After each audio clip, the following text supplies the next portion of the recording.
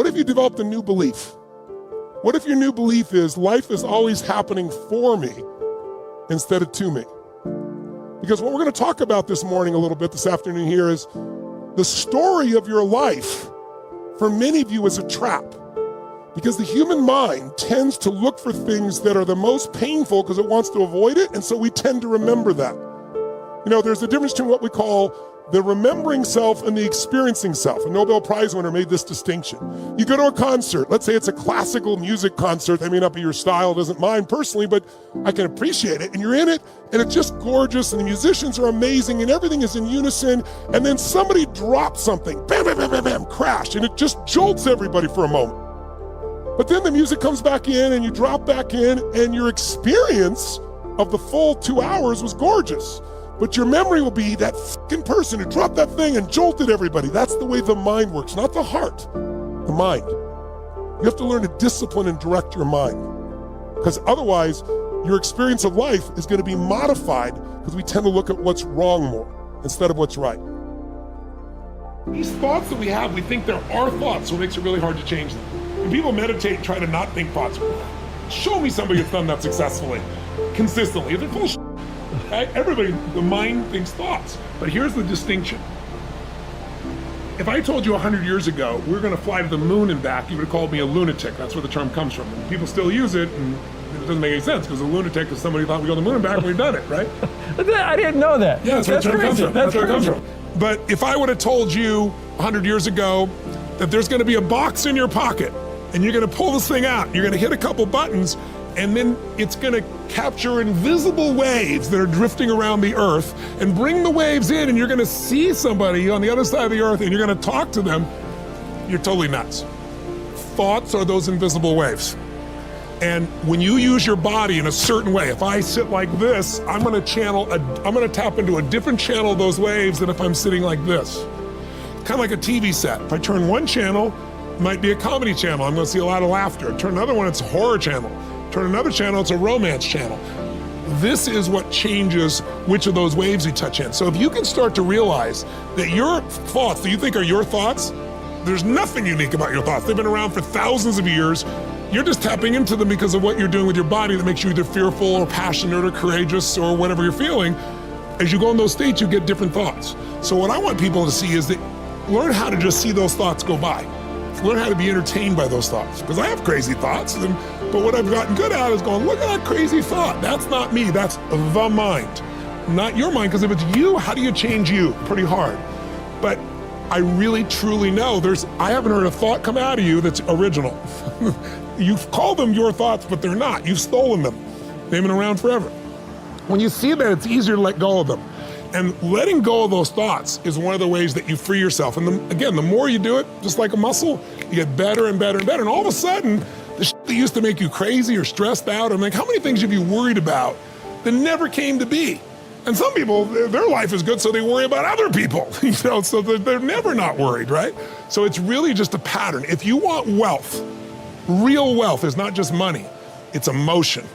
It's like, what are we really after in money? You don't want money, you don't want pieces of paper with the pictures of deceased notables on it. You want what you think money will give you. You think it'll give you freedom or security or stability or love. It won't give you love. It'll get you sex. It won't get you love. Money won't, right? So really what you're after is the emotion. And so what I want people to get is the emotion they want now, and all it is a new habit. It's learning to discipline this mind, right? By realizing the mind thoughts are out there and letting them float by and constantly coming back to what can I love about this? What can I appreciate? It's like, if you can learn to love or at least appreciate, start to enjoy the things that you used to get upset about, how much freedom would you have? How much more joy you'd have? And I know people who got billions of dollars, I've coached them, who is like, holy shit, they live in scarcity all the time. One man I'll never forget, he's screaming at his wife. I'm in the meeting, I'm in the house, and he's screaming at his wife because she spent some money on a bunch of outfits and stuff like that. And he's a multi-billionaire. He couldn't spend all his money in his lifetime. And then he's totally upset at his daughter who's in her 20s who spent some money too. And I'm like, I pulled him aside afterwards and I said, what do you do this for? And what do you do it for? And he's like, well, it's the principle thing. I said, no, the principle thing is, do you love these people and do you want them to have an abundant life when you don't have one loss, but you live like you're poor, And it's like, I finally got through to him. But so many people, that's why I say money doesn't change you. Money magnifies who you are. So you want to expand the depth of who you are and free yourself from suffering by just knowing it's a pattern of thought and you can change the pattern of thought. Now you can try and pretend you've lost something. You can be upset with somebody and they go, oh my God, I've lost their love, or they've lost mine, or I've lost respect.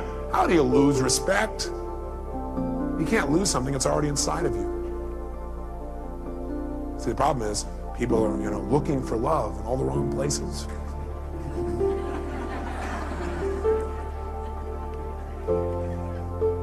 Love is not something you have to go looking for when it's where you come from. A friend of mine said that, Michael Hadley. I thought, wow, what a great thing to remember. Love is not something you have to go looking for when it's where you come from. So you can't lose something. Everything you thought you'd lose is already inside of you. See, if you don't feel respect, it's because you aren't choosing to focus on being respected. You're not communicating to yourself you should be respected. What if I said something to you? I said it in a way that made you feel disrespected. It made you feel disrespected, or you took what I said, managed to interpret it, represent to yourself, and communicate to yourself that my saying it in that tone of voice means I don't respect you, therefore you can't have these feelings. Does that make any sense? No. Do we do it all the time? Yes. Do we want to continue to do it? No. Okay. We want to change that. You can't ever lose anything. Now you can perceive you've lost something. By the way, do some people who've not lost a limb, not lost their eyesight, not lost anything, feel like they've lost over little stupid things, yes or no? Some people feel lost about something they never even had in the first place. Like they had this goal and it didn't happen. And then they go, shh, I lost my goal. You never had it. Or they had this expectation. Most upsets are about expectations that aren't met. Isn't that true? You expect somebody to do something. You expected yourself to do something. You expected life to do something. You expected the weather to be a certain way and it didn't happen. You go, oh, I lost out. How could you lose out on something you never had? You must have been very confused. So you can't lose. But if you want to feel bad, what you have to do is have the illusion of loss. Create the illusion of loss. That's all you have to do to feel bad. So I'll guide you on how to feel bad. Step 1, feel bad. Create the illusion of loss. I want you to make sure you take notes. The next time you want to feel bad, you know what to do. Okay? Now, after the illusion of loss, what that usually does is that creates the second major emotion in the anatomy of human emotion, and that is feeling of hurt. Feel hurt. And usually what happens is people don't notice the loss thing. They notice they feel hurt. If they're sensitive. Because this stuff happens pretty fast, doesn't it? And we've forgotten it's loss. All we know is we feel hurt. Anytime somebody feels hurt, what it really is, they have a sense of loss about something. They lost out on their expectation. They lost out on what they thought they had. They think they've lost out on something else. They think they're missing out. They think something has changed. They think they're losing something. And they feel bad. They feel hurt. How many of you have felt hurt in a personal relationship? Great. Tell me, raise your hand and tell me, what did you feel hurt about? Give me an example. Yes, sir. You felt hurt about dishonesty, meaning you felt this person had been dishonest with you. Now, are we absolutely certain that this person was dishonest, that he felt that was dishonest? Yes or no? Is it possible this person was not dishonest, but rather he interpreted their behavior as dishonest? Yes or no? Yes or no? Yes. I had a conversation with my mom not long ago. I couldn't even believe it. She was like all hurt. She said, I'm really, and she went to the next level. I might as well tell you what it is. Most people, by the way, don't stay in hurt. They manage to immediately amp up into anger. Is that true? That's right, and that's the third emotion. So if you're angry, what you really are is what? Hurt, which means you really just have a sense of what? That's really it. So my mom was upset. I was like, what are you upset with me about? I mean, what did I do? She goes, well, she does flowers for seminars. And she asked me if I would contact this hotel and have the hotel like use her services. And I said, I'd be willing to, but I don't think they do that. And they never do it for us. Well, she talked to somebody else, and that somebody else told her that the hotel does it all the time, and they contract with somebody else, so your son must not really care about you. Now, she was also in a very stressful state. Does the state we're in just our normal life affect the way we interpret meaning? Yeah, she was stressed about a bunch of other things, so while she's in a stressful state, somebody said this to her, and she went, oh, my son, he just thinks I'm a pain in the butt. He just wants to get rid of me. He must be ashamed of my work. He must not like my flowers. She created all this wonderful stuff. Can we create all kinds of shit in our head? How many are good at creating shit in your head? Okay. All right. Good. I am too. We all are. I'm not picking on my mom, trust me. Oh boy, it's on video. Now I'm really in deep shit. She taught me everything I know. She did teach me a good deal of what I know. Gave me a great foundation for my life. Point is, though, seriously, is she's all upset. And she thought that I had lied to her. Now, first of all, when she said I had lied to her, what do you think happened to me? Like, me, honesty is one of my highest values. I'm probably too honest. I tell people everything. Right? What? Right? The fact that she questioned my honesty. How many of you, somebody questioned your honesty and you know you're honest? I mean, that really upsets you. What do you think I got when she said that? Angry. How could you say that? And plus, I just did all these things for you. And I started remembering all the stuff I was doing for her, and I said, I have never lied to you in my life. Well, maybe when I was a little kid, but not since then. I said, what are you talking? I can't even believe that. Why was I angry? Because I felt what by her statement? And I felt hurt because I had a sense of what? Loss. And my loss was, how could we lose that connection of knowing who each other are? My own mom. I'm gonna do anything for her. I just got done doing this unique thing for her that, blew her out of her shorts. She didn't ever expect it. I blew her out of her shorts. Interesting picture.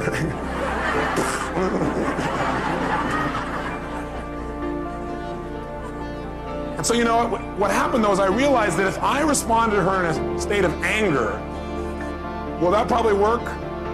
No, it didn't work. So I realized I needed to change my state. And I asked myself a question that helped me a lot. The question I ask is, what's probably going on with her that makes her treat me this way, or treat people this way, or respond this way? Instead of, how dare she? Why? How can she treat me this way after I've done so much for her? Which would do what? Make you more what? Upset. Different question I asked her, what's going on with her that's making her respond this way? What's she stressed about? And I asked her, and she told me, she apologized, and just dropped right away. I'm here to tell you a belief I want you to remember for the rest of your life, that if all you do is remember this out of the whole week and really remember it at the right times, it'll change the way you communicate with other human beings. And the belief is this, that in any communication with another human being where you get a response from someone, in any communication with another human being and you get a response from someone, that response is either a loving response or a cry for help. In any communication that you have with another human being, where they give you some kind of response, they respond to you in some way, and that communication is either a loving response or a cry for help. That's it. Those are the only two kinds of responses.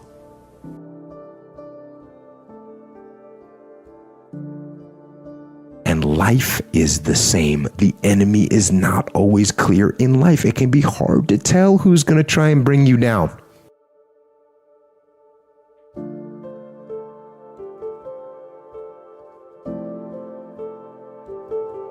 Then that's going to focus all of your energy into that. And you're going to become a master and an expert in that. And from this will come a lot of your financial success. From this also will come a lot of fulfillment and a lot of satisfaction.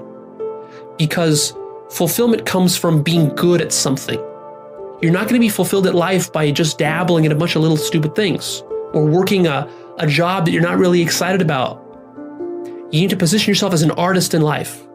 What's your art form? You got to find what that is.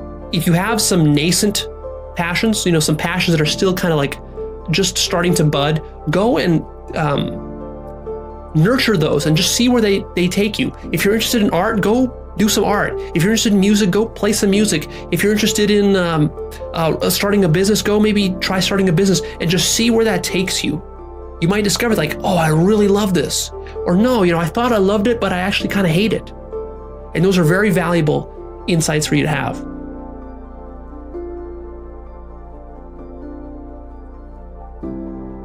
You go downstairs or you go to the gym, and that's the trigger. You woke up, you do these actions. Nothing interrupts those actions, that's the action.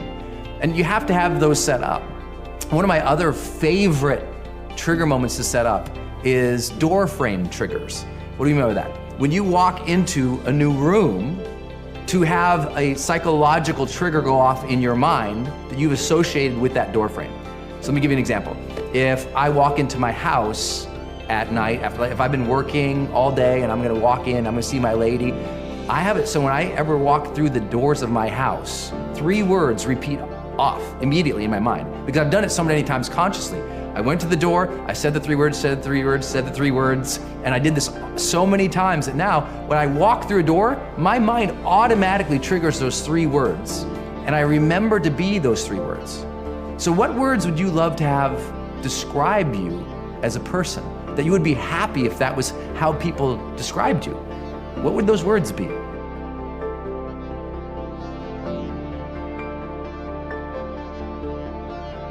If you're not capable, I think what might be holding this individual back, there's two things. Number one is, I feel like I should take extreme ownership of everything.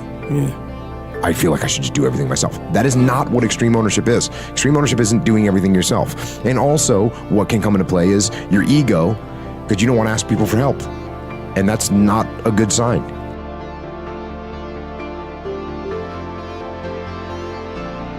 Because at the end of the day, we all want to know that we matter. So if you do business with people that make you feel good, you want to do more business with them.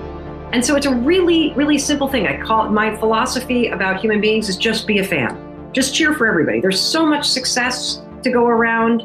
People have really difficult lives. They make things really hard for themselves. Make their life easy. Make them feel great. Give them a hug, smile, compliment them. Be generous. Don't be a pain in the ass. Like literally, it's that simple.